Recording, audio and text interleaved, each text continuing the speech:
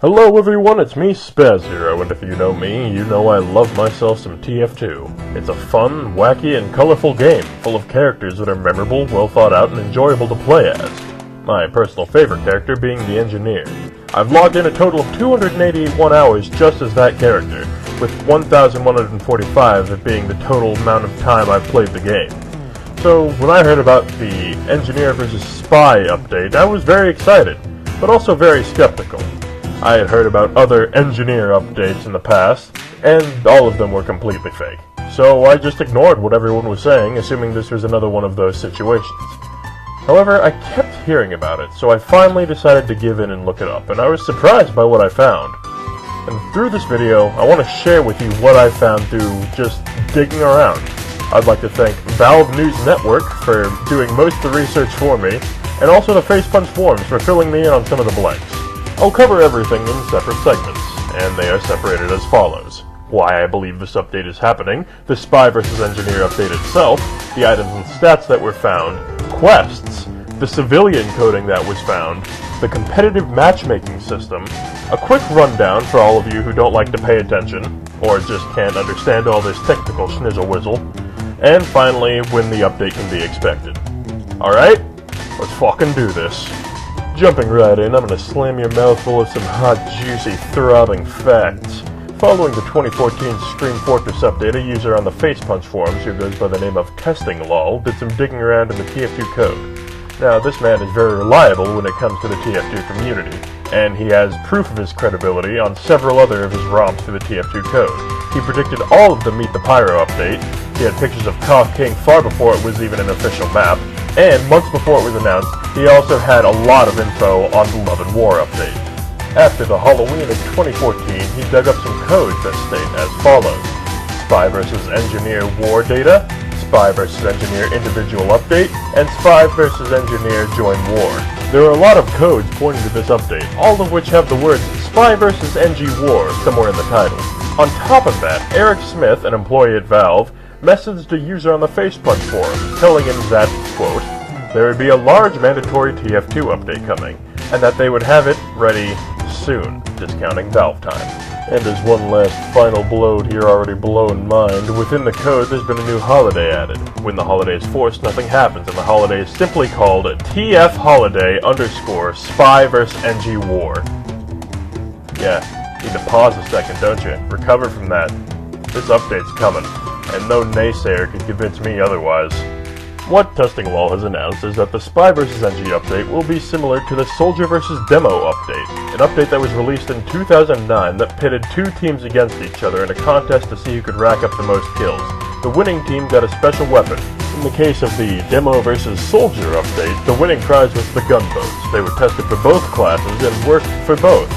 Along with the murder contest, TestingLol has also announced some new weapons, which could potentially see the light of day, as well as a purchasable war journal, but we'll talk about that later. On top of the weapons and the war journal, there's also two team hats, presumably an all-class hat, the Engineers team having a helmet and the Spies team having a balaclava. As for weapons, there are several weapon models and codes. The codes, when translated, say, on Spy Hit, reveal Cloak Spy, on Spy Hit, reveal Disguise Spy, when backstabbed, Girardi Attacker, on hit, if enemy belt is above eye level, stun for 1 second, a flamethrower spin-up time, 100% critical hit against disguised players, a sniper that charges when your crosshair is over the enemy, a sniper that beeps when your crosshair is over the enemy, soldier damage when health is low, and soldier fire delay when health is low. On top of the codes, there is also a lot of unused weapon models left over from the Love and War update, as well as just kind of scattered around. The unused weapon models include a tranquilizer gun, throwing knives, a concussion grenade, a teleport grenade, a water balloon, and a motor for the soldier. Then finally, there's a multi-class pistol that can only be held by the Spy and the Engineer. I would guess it's the prize this year for whichever team wins the contest. All of these files can be found within the TF2 game codes, and all of these are pointing towards some kind of fun update. Along with the weapon codes and the weapon models, there is apparently some new code for an Engineer building simply called the Speed Pad. Although there's no way of telling exactly what it does, it looks like the Engineer might finally get some new buildings. I hope. Don't fucking dick tease me with this, Valve. Not like you did with the repair nodes so long ago. Now we move on to quests. Within the code, there are items called War Journals. It will be purchasable from the in-game store. Firstly, what testing law has revealed about quests in the journals is that you require certain quest loadouts, and that you'd have to complete certain objectives while using these specific class loadouts to get things such as kills, headshots, or friendless kills, for example. Warning, from this point on, what is said about quests is simply guesses and rumors supplied by other players of the TF2 community and the Face Punch community. Now, from what is understood, you will have to equip the War Journal to have the quest. Once equipped, the journal will be changed on a regular basis, either daily, weekly, or monthly, and completing these quests could work a lot like Man Up mode, where upon completion, you gain some kind of sweet loot. Some people speculate that maybe you'll get an Australium or something rare like that, but I don't think it'll be something as rare as an Australium or a bot killer. I think perhaps it'll just force an item drop, which seems about fair.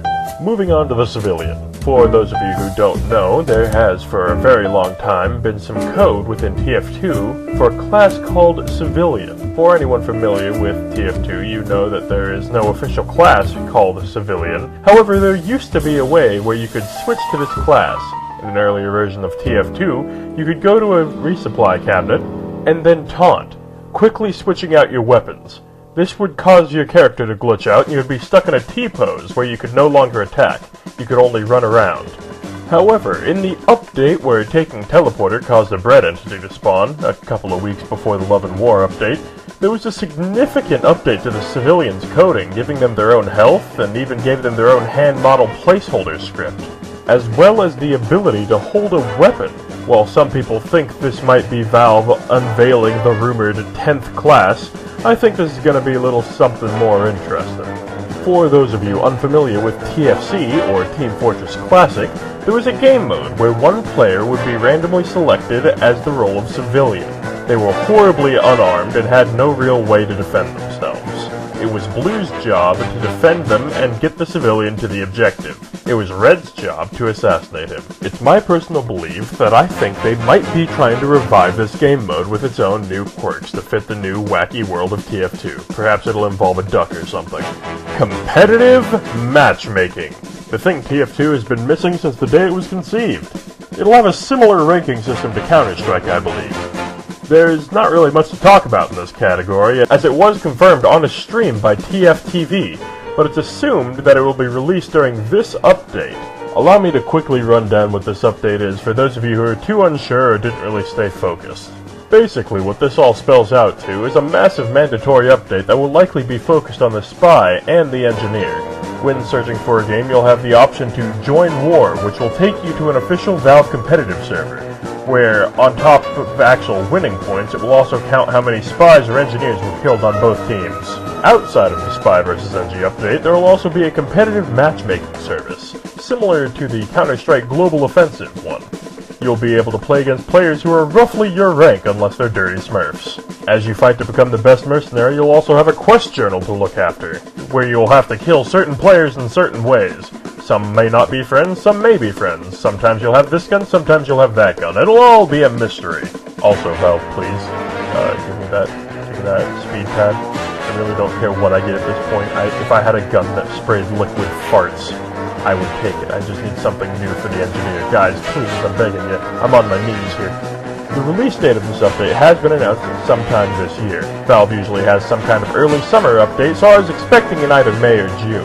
But the team working on the competitive matchmaking service said that it would take a little longer than originally expected, so I'm going under the assumption that it'll either be in early July or late November. I would like to thank you for watching my video, and I hope you enjoyed it. Hey, if you like it, there's a button underneath the YouTube player you can click. You know, show some support. I could use it. And if you think you have any ideas of what this update could be, feel free to post in the comments and let me know. Once more, this has been Thespazhero, and thank you for watching. Have a nice day.